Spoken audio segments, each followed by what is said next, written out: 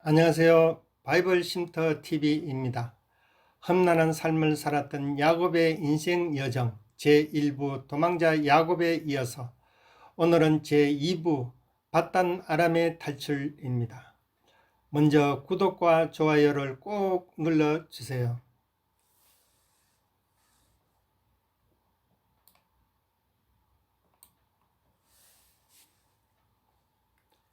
야곱은 76세 때 장자 축복을 받고 형 예수로부터 죽임을 당하게 되자 급히 도망을 하게 됩니다. 오직 지팡이 하나 의지하고 광야길을 지나 682km 떨어진 바단 아람 여삼촌 집으로 야밤 도주를 하게 됩니다. 주전 1930년부터 1910년까지 야곱 76세부터 96세까지 종살이 하다가 고향 가나안으로 돌아옵니다. 바단 아람에서 11명의 아들과 1명의 딸을 낳고 20년째 고향 가는 베들레헴의 길에서 베냐민을 낳게 됩니다. 베냐민을 낳으면서 그 고통으로 사랑하는 아내 라헬이 죽게 됩니다. 라헬은 베들레헴에서 장사되었습니다. 야곱의 아내 4명에게서 낳은 자녀들을 보겠습니다. 첫째 레아에게서 루벤, 시므온, 레위, 유다가 출생합니다. 라헬의 여종 빌하에게서 단, 납달리가 출생합니다.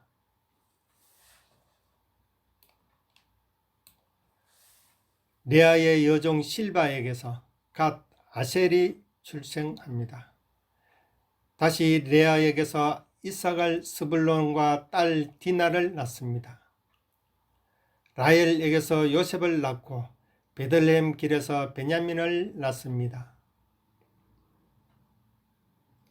야곱의 식구는 아내 4명, 아들 12명, 딸 1명입니다.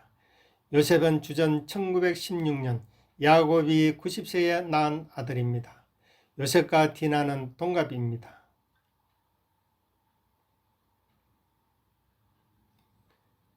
요셉은 17세 때 형들에 의해 애굽으로 팔려가서 13년 후 30세에 애굽의 총리가 됩니다. 17세 때 애굽으로 팔려가서 보디발 집 총무로 있다가 감옥에서 3년입니다. 요셉이 총리가 되자 7년 동안 풍년이 이어지고 8년째 9년째 흉년이 왔고 10년째 흉년 때 요셉의 나이는 40세가 됩니다.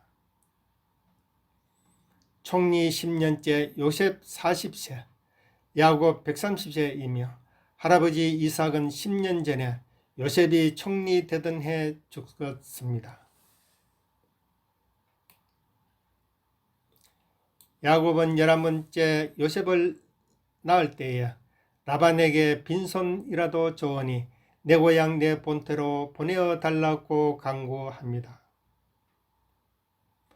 그러나 라반은 자신이 받은 복이 하나님께서 야곱에게 주신 것임을 알고 있었기에 모든 것을 거절하고 계속 머무르라고 부탁하였습니다.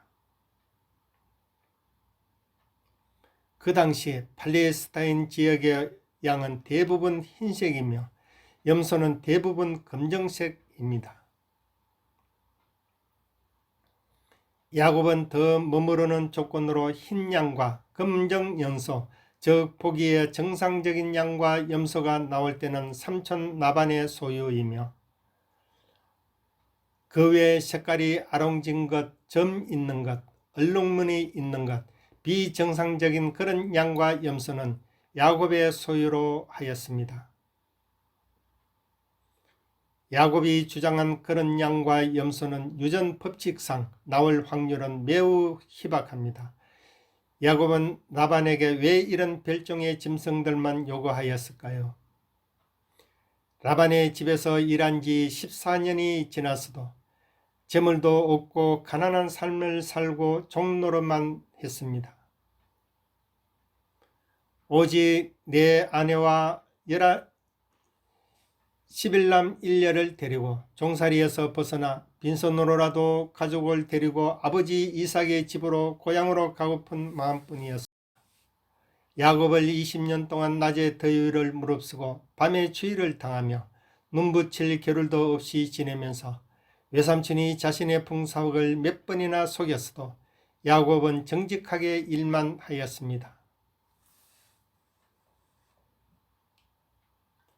모든 물질과 생명의 근원이신 하나님께서 라반의 착취를 막고 기적적인 생식 방법을 통하여 큰 재물을 얻게 됩니다.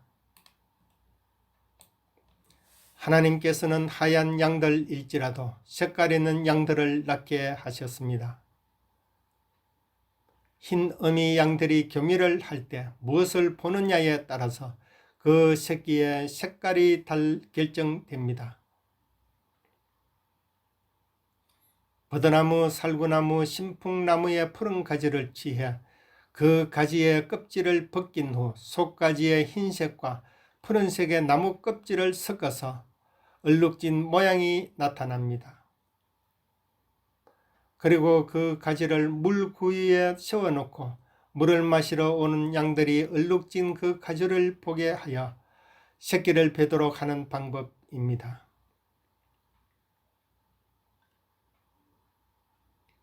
이러한 방법은 과학적으로 전혀 근거가 없지만 하나님의 전능하신 능력과 은혜로 양과 염소들은 점이 있고 얼룩지고 아름진 양과 염소들을 낳았습니다.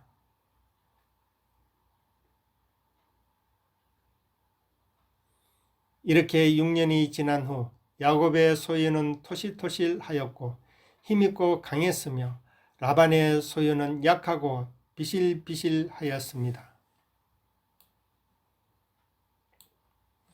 하나님께서 20년 동안의 품삯을 라반에게 빼앗아 야곱에게 주셨습니다. 야곱은 마지막 6년 동안 거부가 되었습니다. 야곱이 밤낮으로 남몰려 흘린 땀과 눈물을 완전히 보상해 주셨습니다. 주전 1910년 야곱 96세 드디어 가나안으로 돌아가라는 하나님의 명령에 귀향을 결심했고 아내 레아와 라헬과 의논하여 야곱의 결심을 따릅니다. 라반은 10번이나 야곱의 품삯을 속여왔지만 하나님은 그때마다 라반의 관교를 막으시고 야곱을 축복하셨습니다.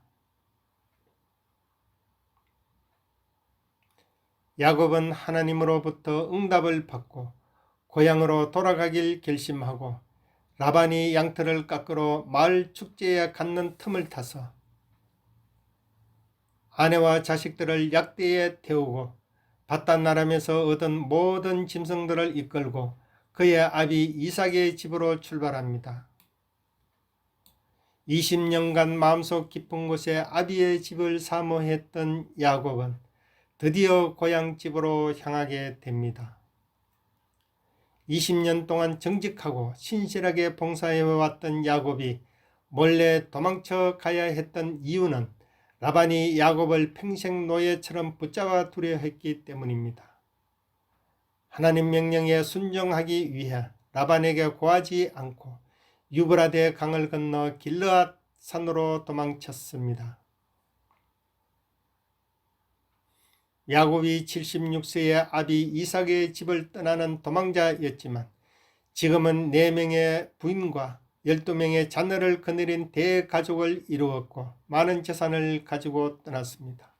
하나님께서는 야곱에게 주신 12아들이 이스라엘 민족 12지파를 이루게 하시고 야곱을 다시 가나안으로 부르셔서 하나님의 구속 경륜이 이어지게 하셨습니다. 라반이 양털을 깎으러 간 지 3일 만에 이 사실을 알게 된 라반은 그의 형제를 거느리고 야곱을 추격합니다. 밧단나람과 길르앗 산지까지는 580km이며 연약한 아내와 어린 자녀들과 수많은 가축들을 데리고 대규모 이동하였는데 하루에 58km씩 이동하였습니다. 라반은 야곱이 도망친 것을 3일 만에 알고 길르앗에 7일 만에 도착했으니 하루에 83km씩 매우 빠르게 추격하여 왔습니다. 이유는 그것이었습니다. 이것은 라반이 섬기는 우상 드라빔을 훔쳐서 라헬이 숨겨 나온 것입니다.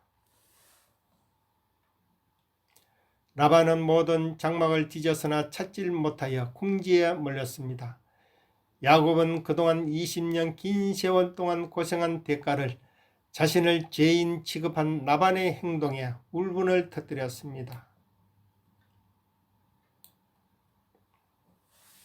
라반이 자기에게 구하지 않고 몰래 떠난 이유를 물었을 때 야곱은 딸들을 내게서 억지로 빼앗으리라 하여 두려워하였기 때문입니다. 그리고 야곱의 소유 중에 외삼촌이 준 것은 하나도 없습니다. 삼촌 라반과 맺은 계약대로 이루어낸 야곱의 재산입니다.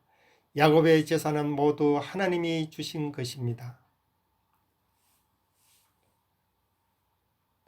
야곱은 하나님의 기적적인 은혜의 역사로 라반의 오랜 족쇄를 완전히 풀려 해방되었습니다.